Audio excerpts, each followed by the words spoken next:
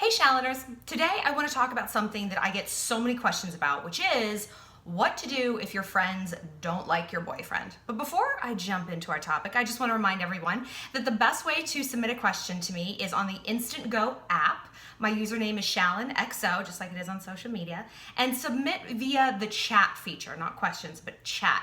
And I guarantee a reply within 24 hours. Usually it's like 4 hours. And it's a great way to like connect with me and get your questions answered. And as far as I know, I'm the only person like on planet Earth, really, who like will answer your questions and guarantee it within the short amount of a time. So connect with me. I'd love to talk to you guys. So, okay, you meet someone, you fall for him, you're so happy. Then you realize there is some major tension between him and your friends. Maybe they've met and hung out, maybe they haven't, but you feel yourself pulled between kind of like two different worlds, your boyfriend and your best friends. And it's like, we've all been in that position. And if you haven't, trust me, you will.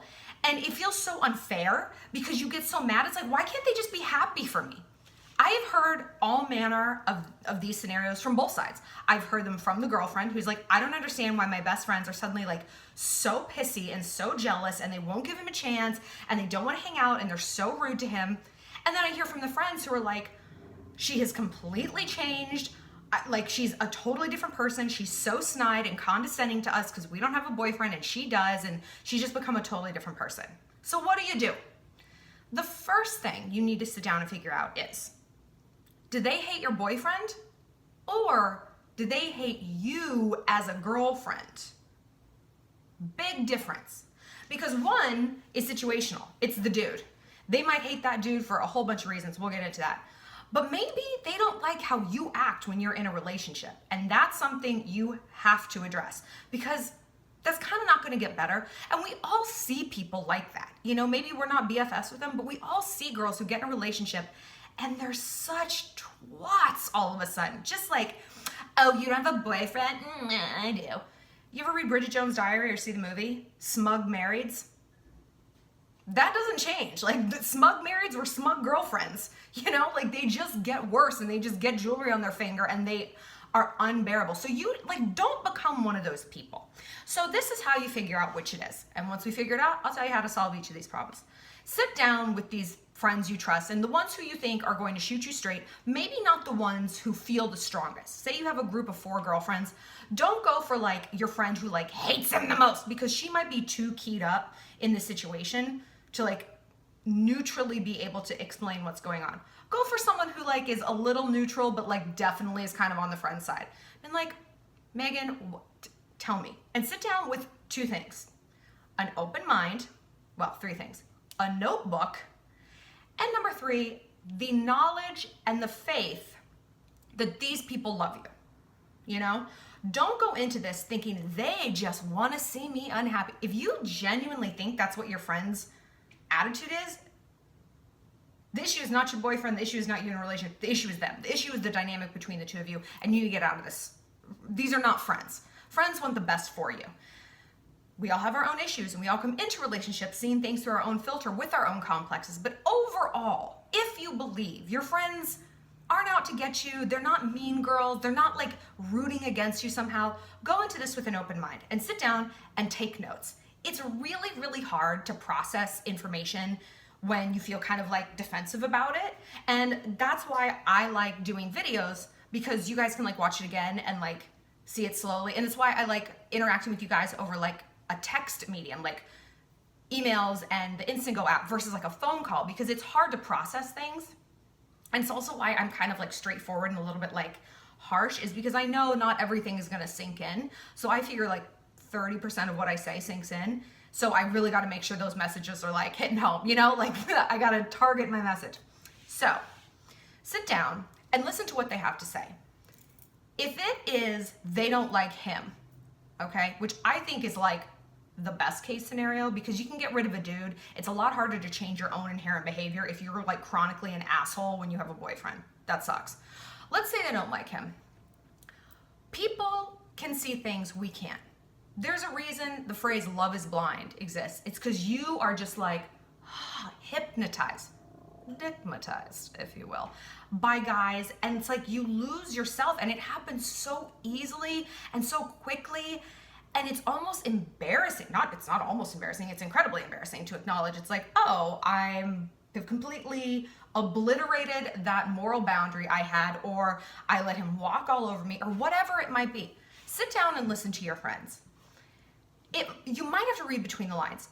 A while ago, I was dating someone, and I didn't realize until like way deep into the relationship, my friends hated him.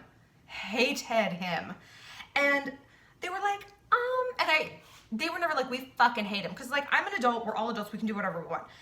But when I would ask, be like, so, what'd you think? They're like, yeah, like, I'm so glad you're happy. Yeah. They just weren't very like rah-rah about it, and they certainly didn't want to like hang out with him more. And so it was only until it's when things got really bad between us that I'm like, what do you guys think of him? And they're like, let me tell you something. They had plenty to say.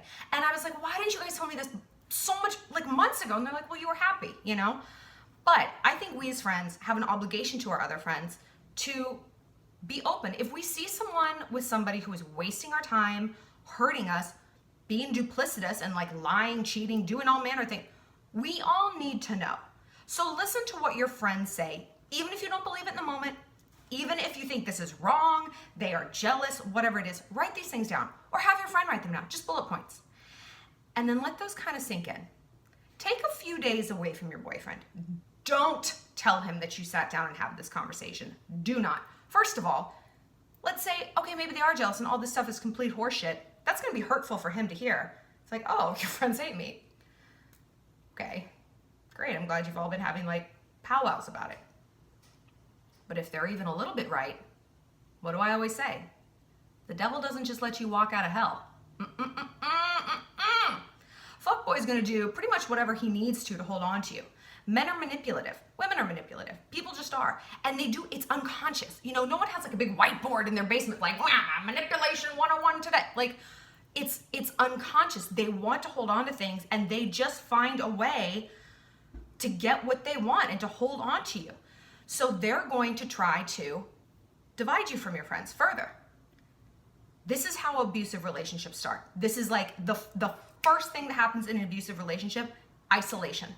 You don't want other opinion leaders around a girl if you're trying to hold on to her. You don't want her emboldened and getting all these ideas in her head about she's worth more, she shouldn't put up with this shit, she deserves better. No, she doesn't. Belongs to me. So don't leave him out of this. Take like 48 hours, 3 days, and just have a think. Have a think about what they're saying. It is not a flaw and it is not weakness to admit that maybe they're onto something. It doesn't mean you're a fool. It doesn't mean you're unlovable. It doesn't mean that they win and you lose. It's not a contest. That's not the dynamic. Sometimes the biggest strength comes when we're like, I was wrong. That is a strong person who can sit there and say that. It's hard. It's not easy. So see if they're onto something. But what if that's not it? What if you're the problem? We've all been this girl too. And now it's natural, especially when you're young. When you date someone, you go into what I call the boyfriend abyss. It's usually like 2-ish months, you know, maybe less, depending on how long you end up staying together, where you just like vanish into it. It's the honeymoon period. You know, you're with him all the time, you talk about him all the time, you want to bring him everywhere. And then a healthy relationship, you find that balance. And you kind of come back to a balance in your life. You see your friends, you see him, things aren't out of whack and things aren't lopsided. But not everyone does this. And usually it happens the most often when you're new to love. When you're new to the romantic game, this is all, you've been wanting this your whole life, oh my God, and now here it is. And it's like, well, fuck you guys. Like, I'm gonna spend time with my boyfriend. I've been waiting for this. But relationships end. And then you gotta go crawling on back to those BFFs. And guess what? They're not gonna be too happy to see you. Makes for a lot of awkward conversations. Don't be that person.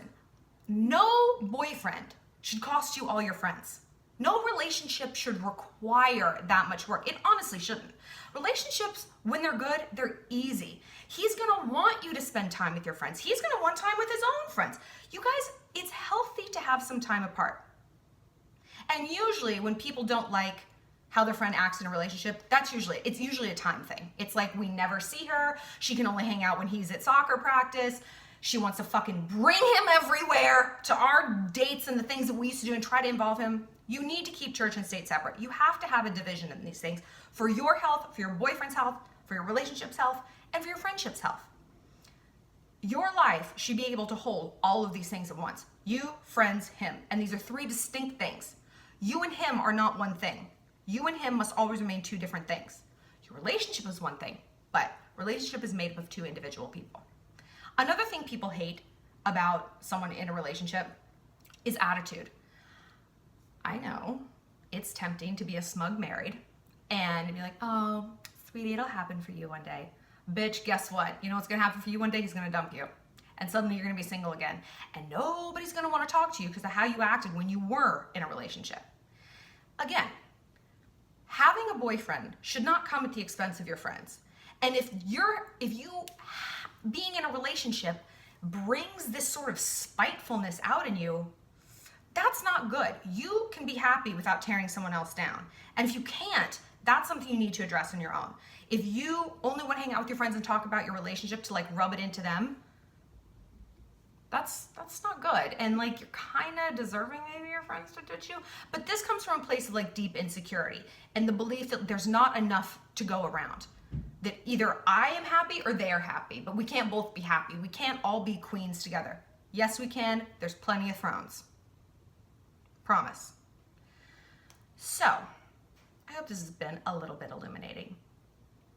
Again, a relationship shouldn't have to come at the expense of other relationships in your life. Your family, your friends, your teammates, your goals.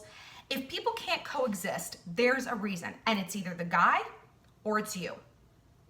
Sometimes it's your friend, but if you think it's your friend, usually there have been indications way before this that your friend is chronically jealous of you. She's a hater. She says mean things to tear you down. Maybe she flirts with the guys that you like, knowing that. She rubs stuff in. You are allowed to annex people out of your life. You are. Just make sure that you're doing it for the right reasons. Trim dead ends, and that doesn't just go for hair. For more, click subscribe for new videos every Friday. And like I said, connect with me on the Instant Go app, username ShallonXO, and hit the chat feature. And I guarantee a reply in 24 hours or less. So send me your questions. I love to talk. And yeah, leave any comments or questions below about new topics. I always want to hear some new topic suggestions. I'll talk to you soon.